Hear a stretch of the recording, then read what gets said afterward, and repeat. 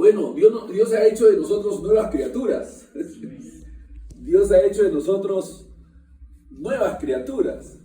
Entonces Dios no solamente nos ha creado, sino que también nos sustenta. Si Dios quitara su poder del universo, este caería en caos. Estamos viendo, dentro de lo que estamos hablando del curso, dentro del curso que estamos teniendo, estamos tratando el tema de la perseverancia, ¿no? De permanecer en Cristo. Entonces, Dios sustenta. Si Dios quitara su poder del universo, este caería en caos, volvería a la inexistencia. Así sucede también en el ámbito espiritual. Dios no solo nos hizo nuevas criaturas, sino que nos sostiene, nos preserva constantemente. Si Dios quitara su espíritu por un instante de los creyentes, estos volverían de nuevo a su naturaleza depravada, convirtiéndose en muertos otra vez, lo cual no puede ser, ¿no? Porque Dios nos sustenta, nos preserva, nos guarda, Dios nos cuida, Él nos cuida, ¿no? Nos preserva. Cuando nosotros estudiamos las 5 doctrinas de la gracia, ¿no? El Tulín, que en algún momento seguro lo vamos a estudiar en detalle, aunque aquí hemos tocado varios de ellos. El hombre, hay que entender que el hombre de manera natural está afectado totalmente. El hombre que no conoce a Dios, que está perdido, que no ha nacido de nuevo, ha sido afectado en toda su naturaleza y es un muerto delante de Dios. Está muerto en sus delitos y pecados, ¿no? Entonces Dios tiene que darle vida al hombre en la regeneración para que pueda llegar hasta Él. El hombre murió totalmente en el pecado, por lo tanto necesita una salvación total de parte de Dios y no parcial, ¿no? Como sustentan algunos arminianos.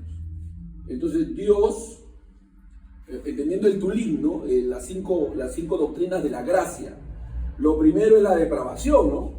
El hombre es un ser caído, sin posibilidad a redimirse por sí mismo, necesita la gracia del poder de Dios obrando en él, trayéndolo a vida. La Biblia dice en Efesios 2:1 que Dios nos dio vida cuando nosotros estábamos muertos en nuestros delitos y pecados. No, Dios nos dio vida, ¿no? El segundo punto del Tulín es: Dios decidió en el beneplácito de su voluntad soberana escoger, elegir, lo que hemos estado viendo, la elección, ¿no? Y Dios eligió de esta humanidad depravada, totalmente en pecado, un grupo de hombres para salvarlo, para que fueran sus hijos, sus ovejas, sus escogidos. Y Dios escogió un pueblo para él, y Dios, a través de su obra de gracia, los salva, ¿no? Y el resto son dejados en depravación a sus pecados. Entonces Dios elige un pueblo, los aparta, los llama. Dios, número 2, 3, Dios envía a su Hijo como cordero para ser ofrecido en completo sacrificio a fin de consumar la total salvación de ese pueblo elegido por Dios, ¿no? Lo que algunos conocen como expiación limitada, ¿no? Algunos le llaman la expiación efectiva, que tiene que ver con los regenerados. Porque si bien es cierto, en Juan 3:16, que es el texto que generalmente usamos para evangelizar, declara que porque de tal manera amó Dios al mundo, ¿no? Que ha dado a su Hijo unigénito para que todo aquel que en él crea no se pierda, mas tenga vida eterna. Fíjense, acá hay declaraciones muy claras. Dios amó al mundo. Pero fíjense, Dios amó al mundo, no salva. No salva. O sea, que Dios haya amado al mundo, no lo salva. ¿No? Que Dios haya amado al mundo, hizo que Dios tomara la iniciativa de dar a su Hijo amado. Pero el dar a su Hijo amado tampoco salva, ¿no? O sea, ahí está, ¿no? Porque de tal manera Dios amó, muy bien, al mundo. Pero dice la Biblia que dio a su Hijo unigénito. Amén. Pero ¿qué dice? ¿Para qué? Entonces, ahí está la salvación efectiva. Para que todo aquel que en él cree. Entonces ahí está, la salvación es efectiva, está limitada a los que creen. No es que Dios ha salvado a todo el mundo, ¿no? Dios ha mostrado su amor a todo el mundo, ¿no? Dios ha enviado a su Hijo unigénito, pero los que creen en Él son los que son salvos. A los suyos vino, más los suyos no le recibieron. A los que le recibieron le dio potestad de ser hechos hijos de Dios, solo a los que le recibieron. Entonces no es que la gente se está yendo al infierno siendo salva. Hay una doctrina por ahí evangélica, pseudo evangélica, que declara de que todo el mundo es salvo, sino que no lo saben. Y no es cierto. No es cierto que todo el mundo sea salvo y no lo sepa, no lo saben. No, todo el mundo no ha sido salvo. Todo el mundo tiene la posibilidad de ser salva, pero solo los que creen en Cristo lo son, ¿no? Entonces, es creer en Cristo Jesús. Y ya sabemos por qué y quiénes creen. Ahora, a fin de asegurar la salvación eterna de los elegidos del Padre, la gracia salvadora que emana de la muerte sacrificial y sustituta de Cristo por los escogidos es eficaz. Es una muerte eficaz, cumple totalmente el propósito. En consecuencia, ninguno de los elegidos se va a perder. Todos van a escuchar el llamado del Espíritu y van a venir al redil del buen pastor. Los hijos de Dios, los escogidos, el pueblo del Señor es salvo, ¿no? Es salvo, siempre es salvo.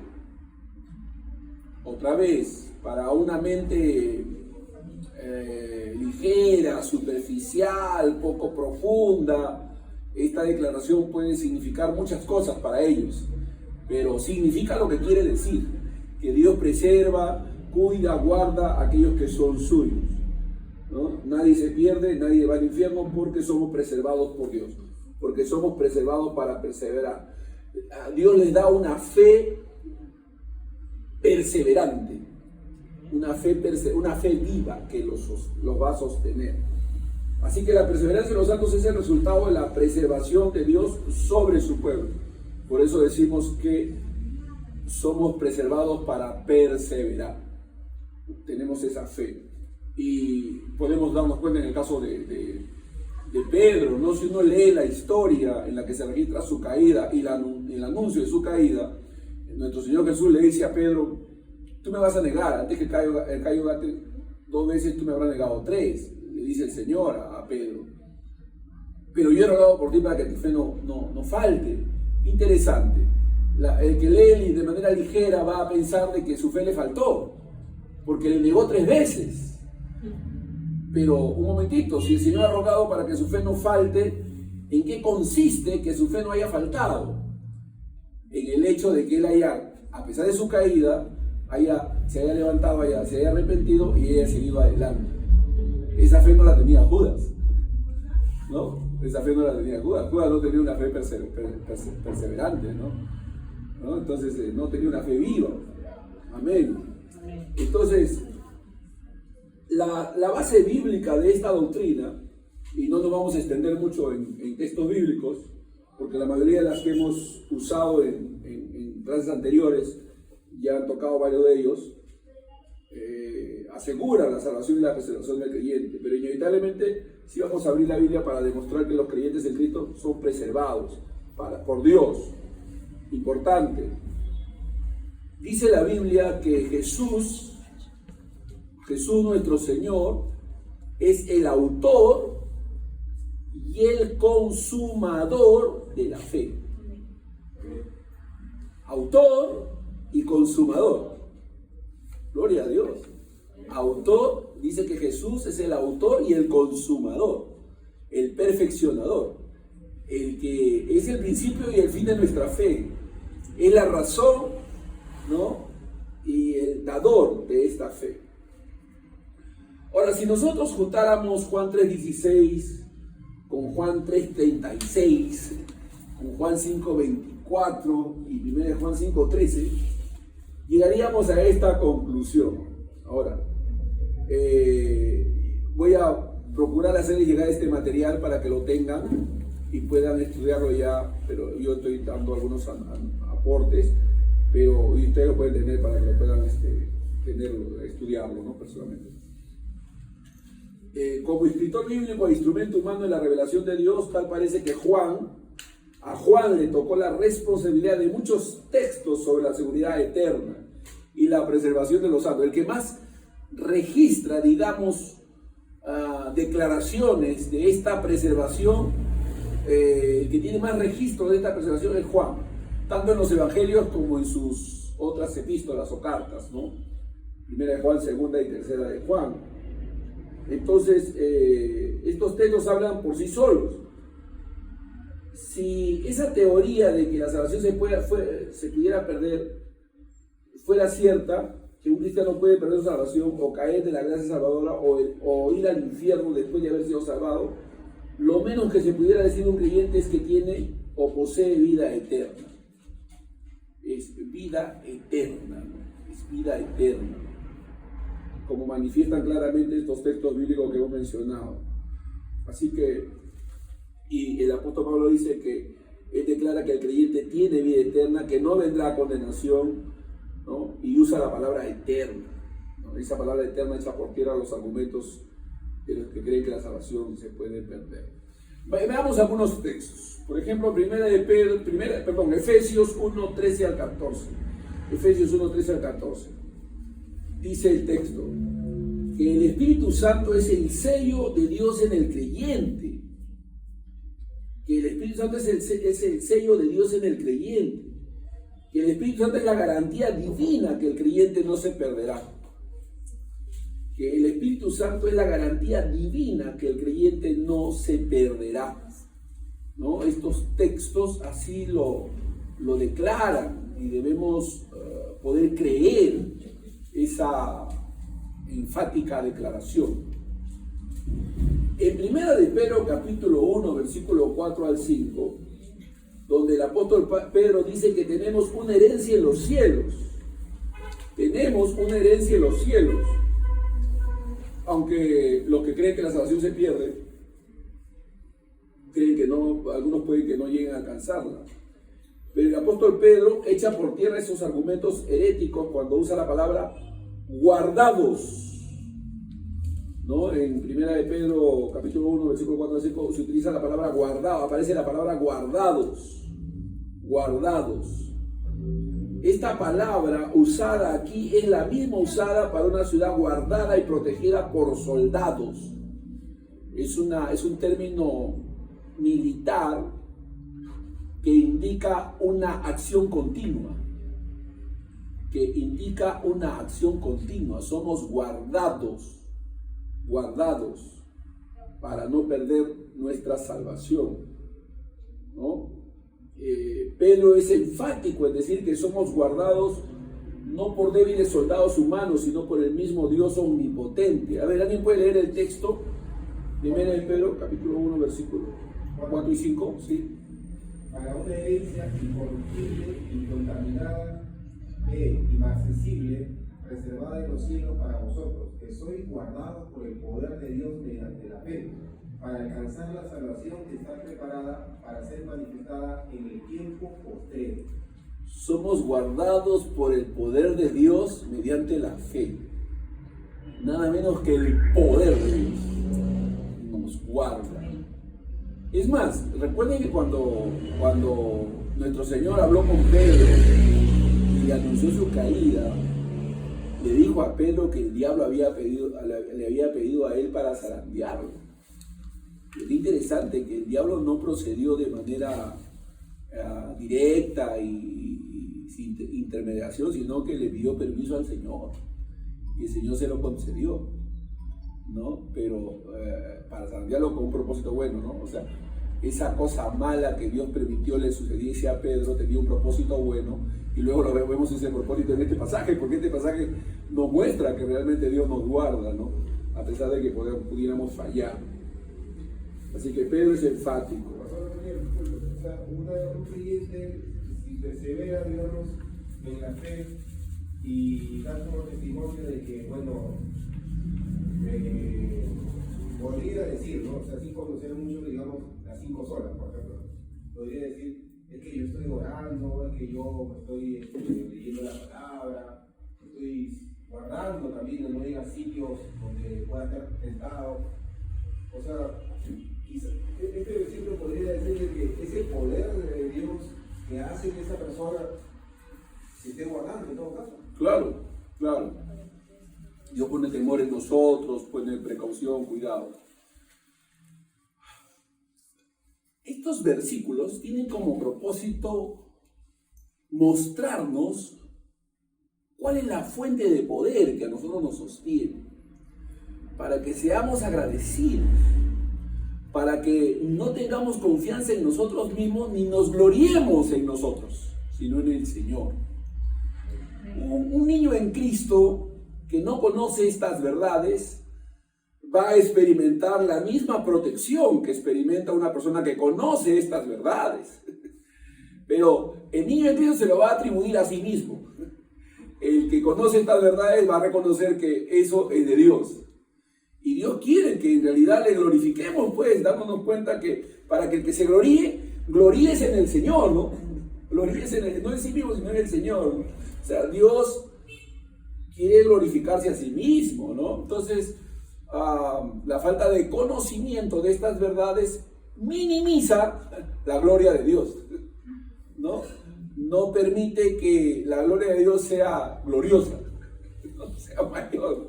Entonces, el entendimiento de estas verdades nos permite ser agradecidos en una magnitud mucho más grande de la que pudiéramos ser solamente experimentando algunas cosas de Dios, pero que no sabemos cuál es la fuente. Y acá dice que somos guardados por el poder de Dios mediante la fe que es en Dios, en Cristo, ¿no? Entonces, somos guardados por Dios. Dios nos guarda, ¿no? La Biblia dice que para su propio Señor cae y se levanta, pero no caerá porque el Señor lo preservará, lo guardará. Entonces, tenemos que aprender a darle la gloria a Dios, hermanos. Amén. Primera de Pedro 5, Dios dice que Dios nos llamó. ¿A quiénes? A todos los escogidos. A ver, ¿alguien puede leer Primera de Pedro 5:10? En voz alta, por supuesto. Primera de Pedro 5:10. Mas el Dios de toda gracia, que nos llamó a su gloria eterna en Jesucristo, después que hayáis padecido un poco de tiempo, Él mismo os perfeccione, afirme, fortalezca y establezca. Amén. A ver, entonces Dios nos llamó. ¿A quiénes nos llamó? ¿No? A los elegidos, pues. A los que escogió, a estos también llamó, ¿no dice Romanos? ¿No? Los escogió, a estos también llamó. O sea, ¿a quiénes llamó? A los escogidos. Él mismo nos va a perfeccionar, a afirmar, fortalecer y establecer. Él mismo lo hace. O sea, Dios tiene el propósito de conformarnos a la imagen de su amado Hijo. Eso es lo que Dios se ha propuesto. Llevar a cada creyente y conformarlo a la imagen de su amado Hijo.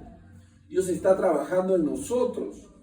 Entonces Dios nos va a perfeccionar, nos va a afirmar, nos va a fortalecer y establecer. Reconocemos que cuando nacemos de nuevo, somos bebés espirituales, estamos en proceso perfeccionador, estamos aprendiendo a caminar afirmados, nos estamos fortaleciendo y nos estamos estableciendo.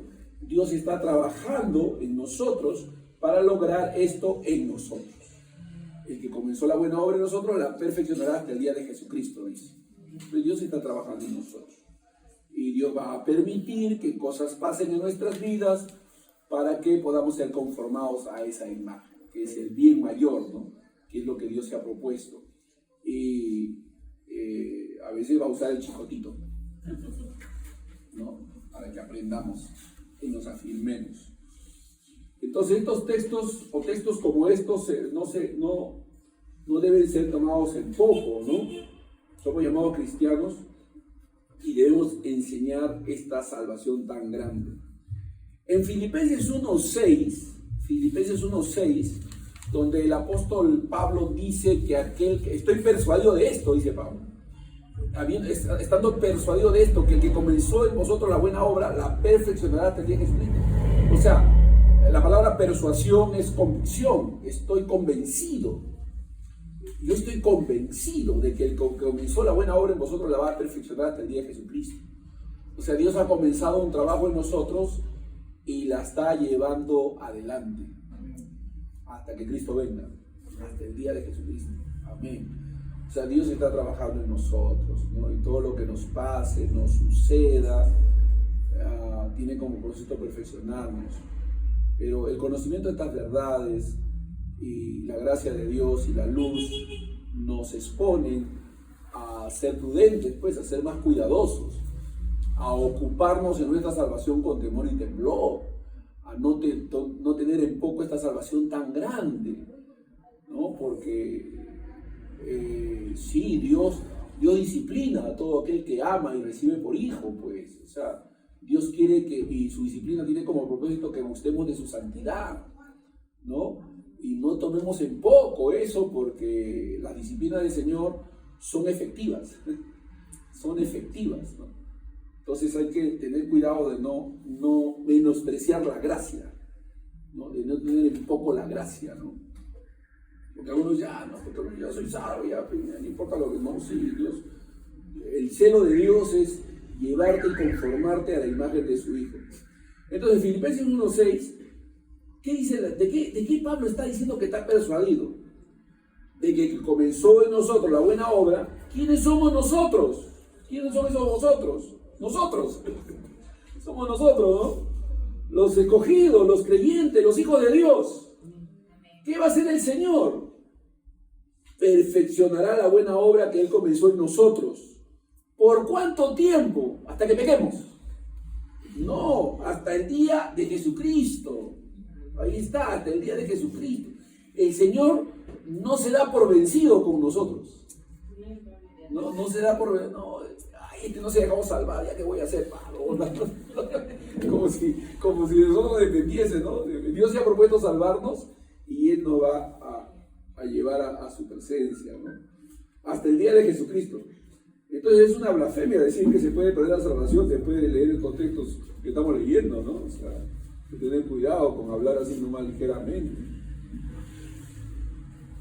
Judas 1:1. ¿Qué dice Judas 1:1? A ver. ¿Qué dice Judas 1:1? A ver, alguien que lo lea en voz alta. Judas, siervo de Jesucristo y hermano de Jacobo, a los llamados, santificados en Dios Padre y guardados en Jesucristo. Wow. ¿A quiénes? A los llamados. ¿Y quiénes son los llamados? Los llamados. Nosotros somos los llamados, ¿no? A los llamados, ¿no? A los llamados. Y santificados en Dios Padre y guardados. Aleluya. Guardados en Jesucristo. Amén. Otra vez se utiliza la palabra guardar. Somos guardados en Jesucristo. Ahora la pregunta es, ¿puede perderse alguien que esté guardado en Jesucristo? No. Está guardado en Jesucristo. No, está guardado en Jesucristo. Es imposible. Es imposible. ¿Y si peca? A ver, ¿cuál es la pregunta? Si peca ya no está guardado. No, pues, fue guardado Pedro. Dice, pero yo he rogado por ti para que tu fe no falte. ¿Fue guardado Pedro? Sí. ¿Pecó Pedro? Sí. Pecó Pedro. Pecó, pero fue guardado, ¿sí o no? Sí. La diferencia entre Pedro y Judas es que Judas pecó, pero no estaba siendo guardado. Porque el Señor no dice, he rogado por ti, Judas, para que tu fe no falte, ¿no? No, era hijo del maligno, ¿no? Pero en el caso de Pedro, sí el Señor le mostró, pecó, pero fue guardado. Fue preservado para salvación. Entonces, el pecado en el creyente no es un acto definitorio para perder su salvación, ¿no? En el creyente, el pecado en el creyente no es definitorio para perder su salvación. Pero, ¿qué pasa si un creyente peca?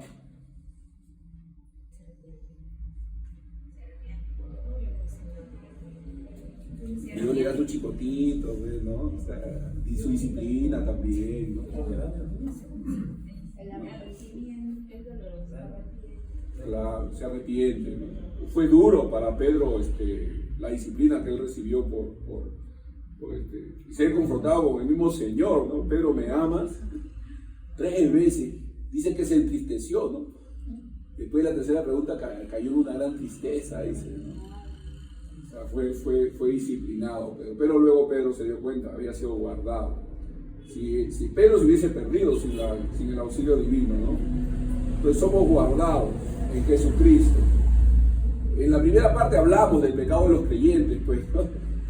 Pero hay que entender qué diferencia entre el pecado del creyente, el verdadero, y el pecado de los falsos creyentes y los inconversos, pues, ¿no? Son pecados diferentes, ¿no? Son tratos diferentes que Dios da, porque estamos en Jesucristo. ¿Cómo trata Dios con los pecados del creyente? Con disciplina, con restauración, etc. Entonces, pero somos guardados, dice la palabra de Dios, ¿no? Juan 10, 27 al 29. Juan 10, 27 al 29. ¿Alguien puede leerlo en voz alta? Juan 10. A ver, velocidad bíblica. 10, 27 al 29. A ver, Javier. Juan 10, del 27 al 29.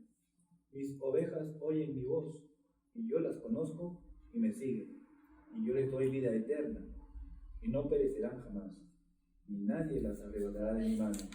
Mi Padre que me las dio es mayor que todos, y nadie las puede arrebatar de la mano de mi Padre. Gloria a Dios, nadie le puede arrebatar de la mano del Señor ni del Padre, ¿no? Ni del Hijo ni del Padre le puede arrebatar, ¿no? Una doble seguridad, ¿no? Es como una doble seguridad.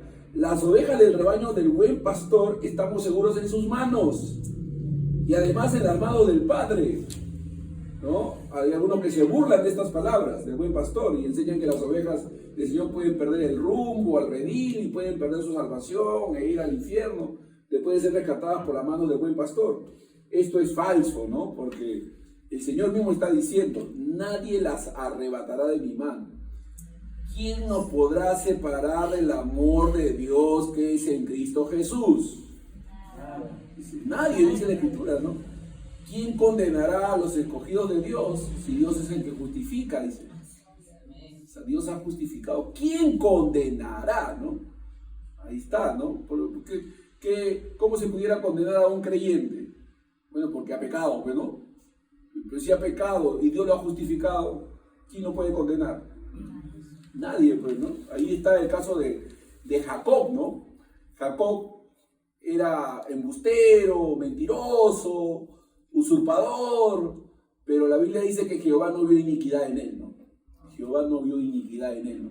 O sea, eso es justificar. Justificar es declarar inocente a alguien, ¿no? Es declarar inocente. Dios nos ha declarado inocentes. Dios nos ha declarado inocentes. Podríamos entender según este versículo cuando dice: nadie las arrebatará de mi mano. O sea, estamos conociendo que en la palabra de Dios, los que estamos justificados, no es que seamos perfectos ni que vayamos a pecar nunca más en adelante. Claro. Porque si fuera así, sería una condición para que no seamos arrebatados de la mano del Señor. Claro. ¿No? Porque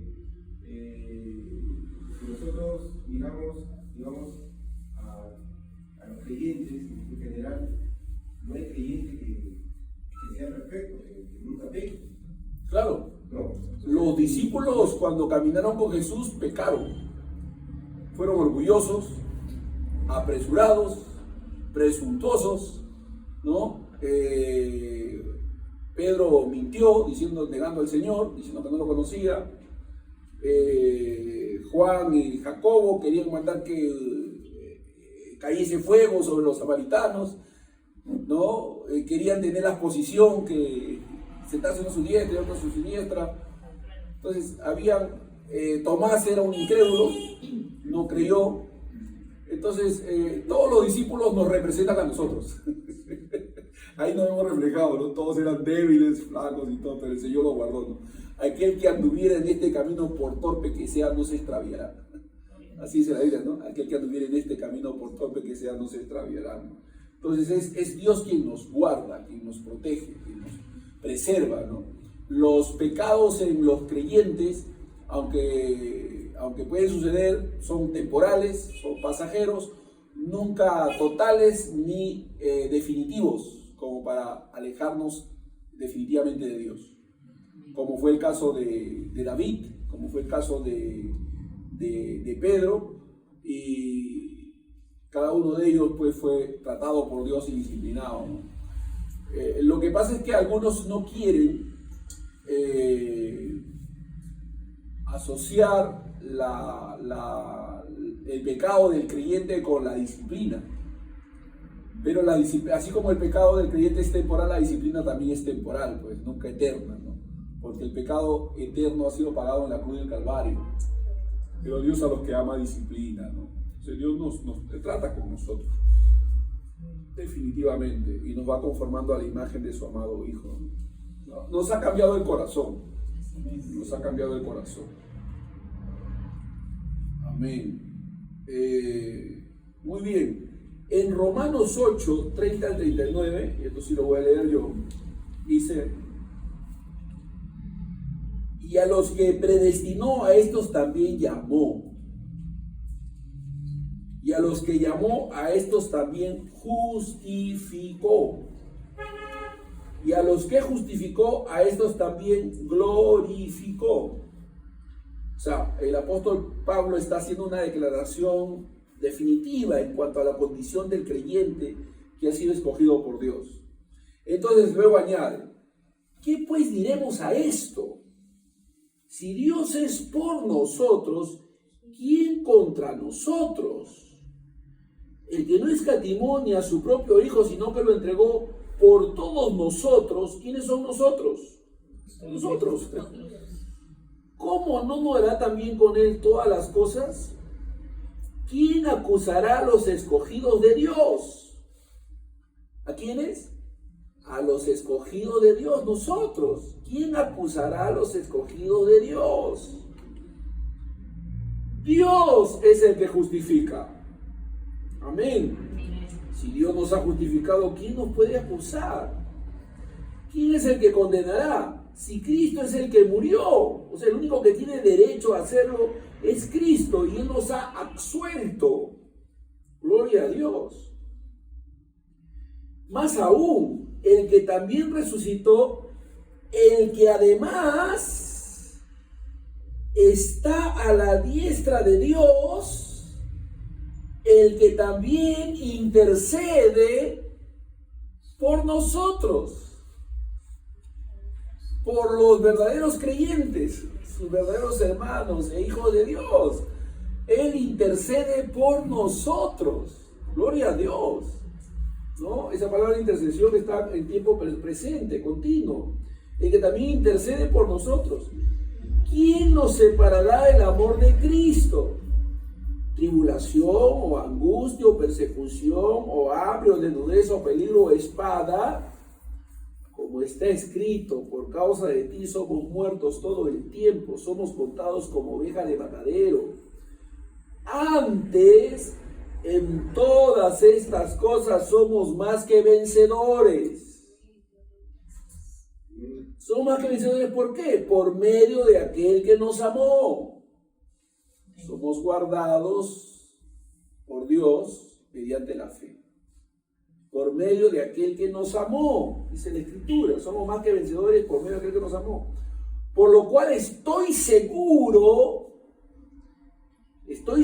de que ni la muerte, ni la vida, ni ángeles, ni principados, ni potestades, ni lo presente, ni lo porvenir, ni lo alto, ni lo profundo, ni ninguna otra cosa creada nos podrá separar del amor de Dios que es en Cristo Jesús, Señor nuestro. Eso va dirigido a creyentes, a los hijos de Dios. O sea, aquí está diciendo que el Hijo de Dios está seguro en Dios. Y está seguro en Dios por Dios, no por Él, sino por Dios, no por Él mismo, por el hombre mismo, sino por Dios. Amén. Entonces, esto nos garantiza la protección continua de Dios, el ser guardado por Dios. En Juan 6, versículos 37 al 44, miren lo que el Señor habla acerca del creyente, de los creyentes. Juan 6, 37 al 44.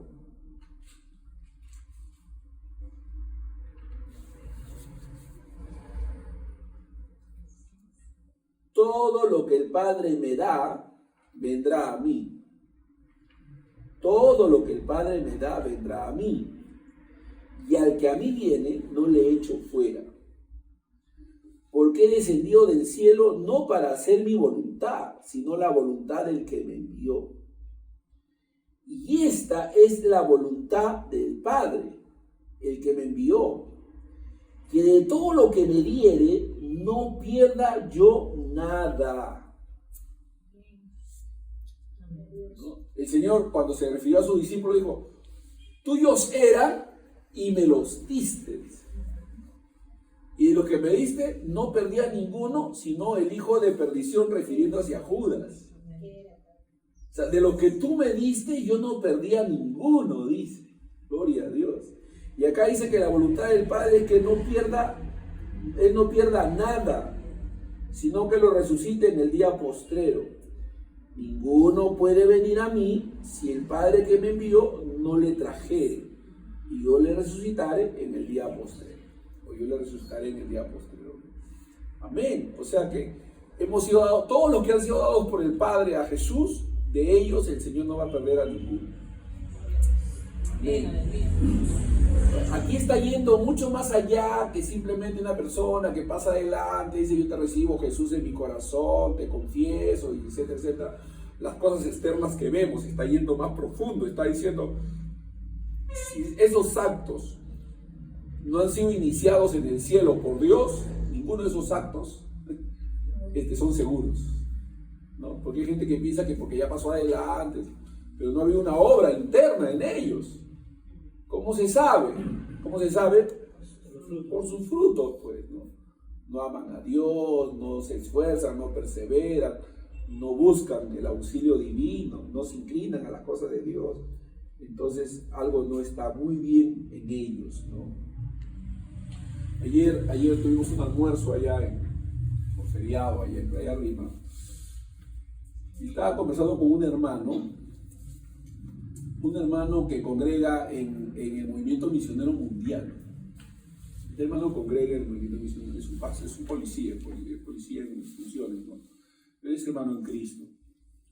Y él, me di cuenta que él buscaba hacerme la conversación, ¿no? El congrega en el movimiento misionero. Me conoce un poco y dice: patrón, me seguía para hacerme la conversación. Yo me iba a diferentes lugares, siempre se acercaba para hacerme la conversación. Pero escuché 2 o 3 declaraciones de él y me di cuenta que este hombre era un hijo de Dios. Las cosas que él decía, se notaba que este hombre es un hombre que busca a Dios, que ora, que tiene comunión con Dios, que lee la Escritura, que tiene un entendimiento íntimo del Señor. 2 o 3 cosas que lo escuché y dije: wow, este muchacho conoce a Dios. Porque uno se puede prejuiciar, ¿no? Dice: tiene un movimiento misionero, casi ahí, ¿no? Algo así, ¿no? No puede prejuiciarse, ¿no? Iglesia legalista, basada en obras, ¿no? Pero este hombre, no hablaba de iglesia, hablaba de Dios. Entonces yo me di cuenta que era un hombre que conocía a Dios. Pero hizo una reflexión, después de estas 2 o 3 cositas que dijo, hizo una reflexión bien interesante, que ya era un aporte de él que me bendecía, ¿no? Él decía: a mí me gusta cantar a Dios, me gusta alabar a Dios, me gusta orar. Yo oro, hago mi vigilia, busco al Señor, me gusta orar a Dios. Pero me doy cuenta que no siempre estoy con la misma disposición, y a veces como que estoy cantando medio frío, ¿no? Y cuando yo estoy así medio frío, me pongo a pensar y digo: ¿qué me pasa, no? estoy perdiendo sensibilidad espiritual, no hay el mismo fuego, el mismo entusiasmo, la misma entrega, no me conmuevo. No está bien, no está bien. Entonces intensifico mi tiempo de oración, comienzo a meditar en la palabra y mi corazón otra vez se pone aguadito para el Señor, ¿no? Se pone aguadito. Bien interesante reflexión, porque es cierto, a veces este mundo nos absorbe tanto que nos volvemos medios apáticos, secos, ya no perdemos ese entusiasmo, ese gusto por adorar, alabar. No puede pasar, la Biblia habla de un corazón endurecido a causa del pecado, ¿no?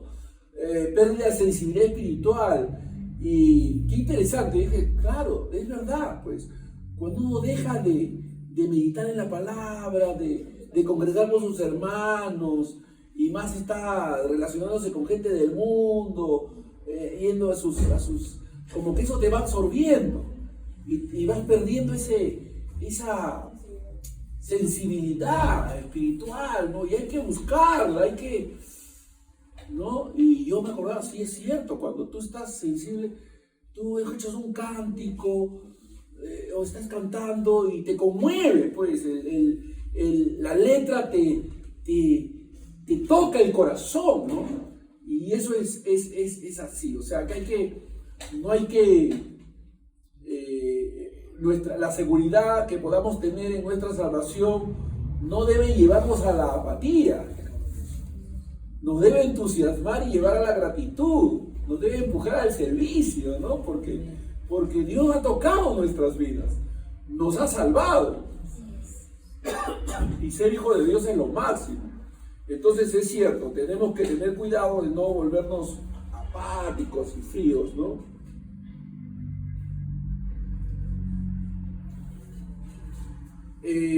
Algunas objeciones que se presentan a veces en cuanto a esta doctrina, ¿no? El pecado de los cristianos. El pecado de los cristianos. ¿Qué con el pecado de los cristianos? Esta objeción siempre está presente en toda la conversación de estos temas, ¿no? Siempre. Y el pecado, cuando uno peca, ¿no? Siempre uno tiene esa inquietud, ¿no? Ahora, Cristo pagó por los pecados pasados, presentes y futuros de su pueblo, de sus escogidos. Cristo pagó, amén, de pasados, presentes y futuros. Esto le cuesta a algunos cristianos afirmar, ¿no? Que Dios pagó por nuestros pecados futuros. Pero, ¿cuántos pecados nuestros eran futuros cuando Cristo murió en la cruz? Todos, pues. Nosotros no habíamos nacido. Todos nuestros pecados eran futuros cuando Cristo murió en la cruz del Calvario. O sea, Cristo murió por todos nuestros pecados, pero en el tiempo, en la eternidad, ¿no? Él murió por todos nuestros pecados, ¿no? Si así no fuera, no hubiera salvación eterna, ni vida eterna, ni seguridad eterna. El sacrificio de Cristo fue vicario, sustituto, o sea, Él pagó el precio que nosotros nos tocaba pagar. Él llevó en sí mismo el castigo de todos los pecados de su pueblo. La Biblia no dice que el cristiano no pecará nunca más, ni que la vida del cristiano va a ser una línea ascendente siempre. Vamos a caer, vamos a debilitarnos, vamos a flaquear, vamos a fallar. Como ilustró el príncipe de los predicadores en uno de sus mensajes, el que va a bordo del barco, Spurgeon, ¿no? Spurgeon, el que va a bordo del barco, las olas quizás lo derriben en cubierta una y otra vez, pero nunca va a ser arrastrado al mar. O sea, si cae, va a caer dentro del barco, nunca hacia afuera, pues, ¿no? O sea, va a caer dentro del barco, ¿no?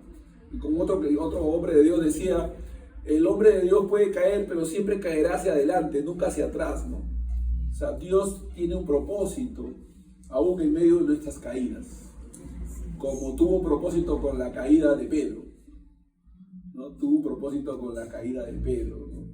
Para que Pedro pueda escribir los textos que escribió.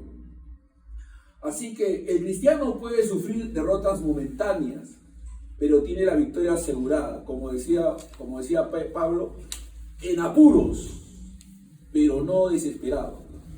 ¿No? En apuros, pero no desesperado. como derrotados, pero no destruidos. ¿No? Como derrotados, pero no destruidos. ¿No? Entonces, cuando nos pasan cosas difíciles, tenemos que entender que Dios está permitiendo eso que nos está pasando con propósitos buenos. Con propósitos buenos. Amén. Pero hay que pelear la buena batalla de la fe. No debemos ser pasivos en nuestra fe, sino activos en nuestra fe. Seguir adorando, glorificando, exaltando y sirviendo al Señor, porque nuestra fe es una fe viva. El cristiano sufrirá derrota, pero tiene la victoria asegurada. El pecado tiene su presencia en nuestro cuerpo corruptible, que trae las marcas de nuestro padre Adán.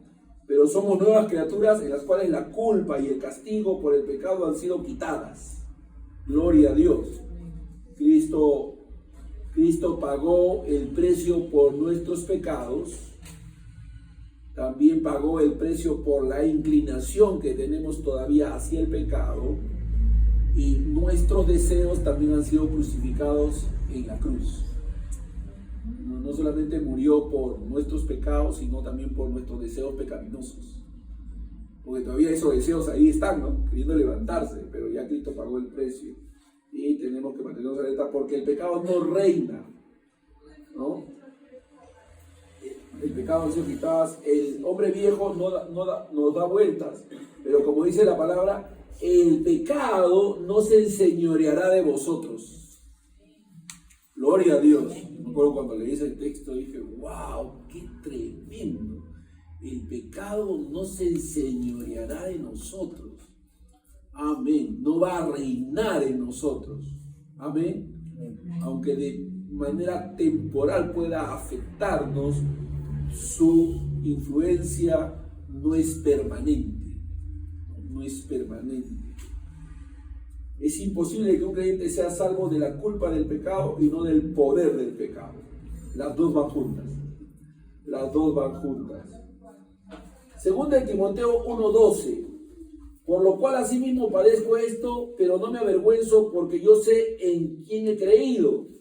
Y estoy seguro de que es poderoso para guardar mi depósito para aquel día. Que es poderoso para guardar mi depósito para aquel día. Alabado sea Dios. 1 Tesalonicenses 5, 23 y 24. Y el mismo Dios de paz os santifique por completo. O sea, ¿quién está llevando a cabo el proceso santificador en nosotros? Dios. Y nosotros estamos colaborando. Pero Dios es el que está llevando a cabo ese proceso santificador. Dice,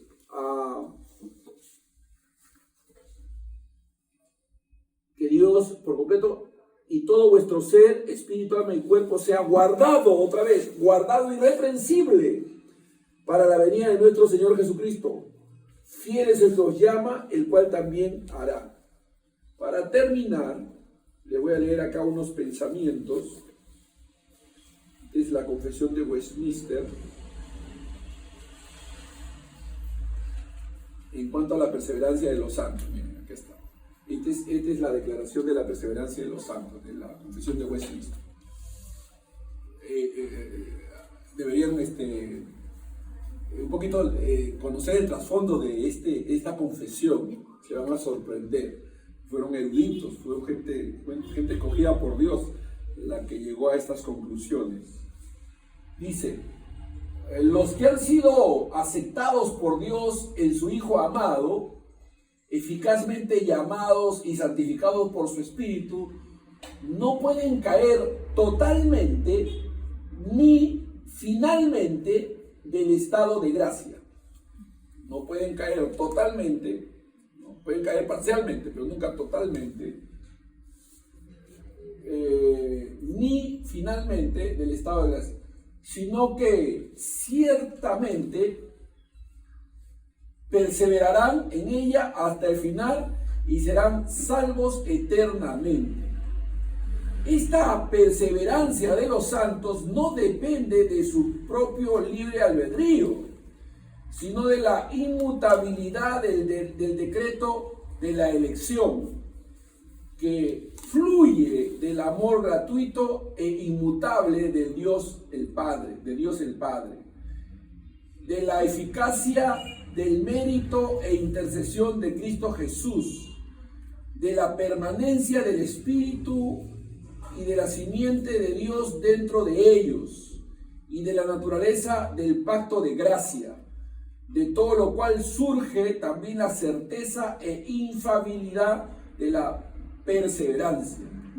Sin embargo, mediante las tentaciones de Satanás y del mundo, el predominio y la corrupción que aún queda en ellos y el olvido de los medios de su preservación, puede ser que los santos caigan en pecados graves y puede ser que por un tiempo continúen en ellos, por lo cual incurren en el desagrado de Dios y contristan su Espíritu Santo.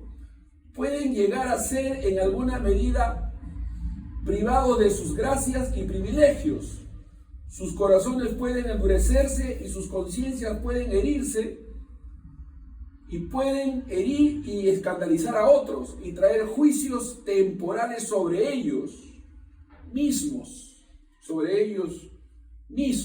Ahí está. Wow. O sea que cuando un creyente cae, la cosa es delicada, pues, ¿no? No es de poca importancia.